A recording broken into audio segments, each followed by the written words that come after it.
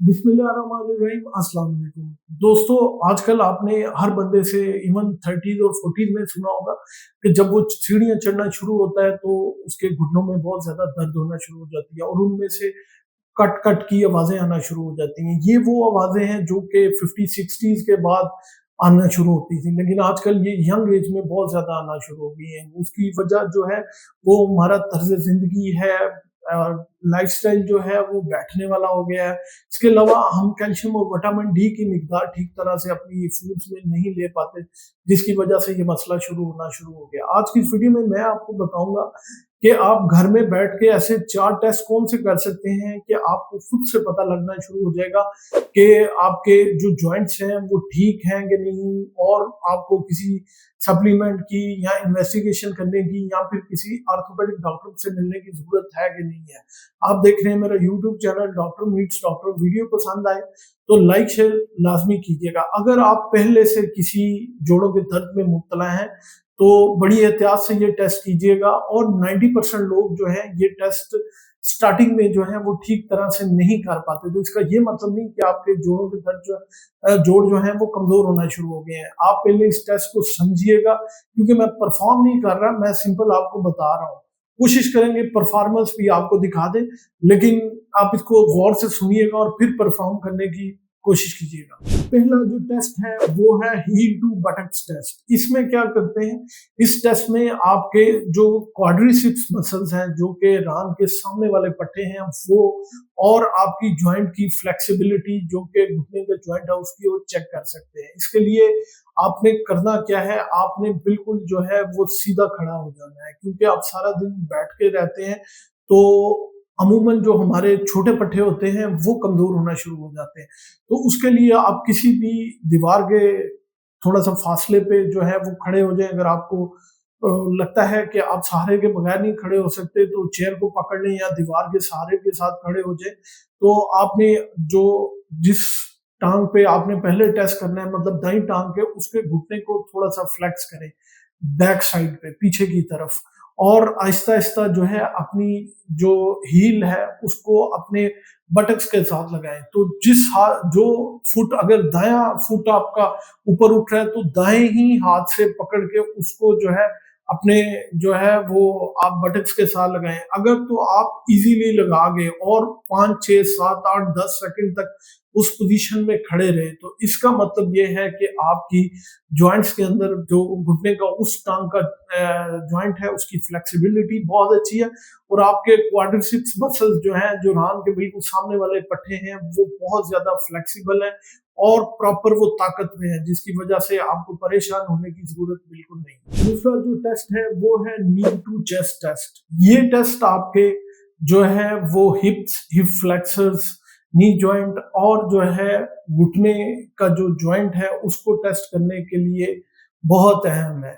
ये टेस्ट आपने किस तरह परफॉर्म करना है, आपने एक मैट बिछाना है जमीन के ऊपर, और आप जो है उस मैट के ऊपर सीधा लेट गए, फिर अपना दायां या बायां जो भी आपने चेक करना है उसको एक तरफ फ्लेक्स करना है सीधा सा, और फिर अपने दोनों हाथों को उसके नीचे रख लें जो आपने टांग फ्लेक्स की हो, या फिर घुटने का जो जिस टांग का घुटना आपने जो है बेंड किया हो उसको, और दूसरी टांग जो है वो सीधा जमीन पे होनी चाहिए, और उसको अपने हाथों की हथेलियों से नीचे से अपनी चेस्ट के ऊपर लगाने की कोशिश करें। अगर ये आप कर गए और आपको किसी किस्म की दर्द महसूस नहीं हुई, लेकिन अगर रास्ते में ही जो है आपको दर्द होना शुरू होगी, तो इसका मतलब है कि आपके हिप्स या फिर हिप्स के जितने भी फ्लेक्सर मसल्स हैं वो बहुत ज्यादा कमजोर है। और अगर जो है आपको नी जॉइंट के अंदर पेन होना शुरू होगी, तो इसका मतलब ये है कि आपके नी के अंदर जो पट्टे हैं वो कमजोर हो गए हैं और उनका मसला है। तो ये अगर आप कर गए तो इसका मतलब ये है कि आपके फ्लेक्सर्स भी ठीक है, आपके क्वाड्रिसेप्स भी ठीक है, और आपका नी जॉइंट जो है वो भी ठीक है। एटलीस्ट इसको 15 सेकंड जो है, 5 सेकंड जो है वो चेस्ट के साथ रखना, और इसके साथ आपने ये नहीं करना कि आपकी दूसरी टांग ऊपर उठी हो।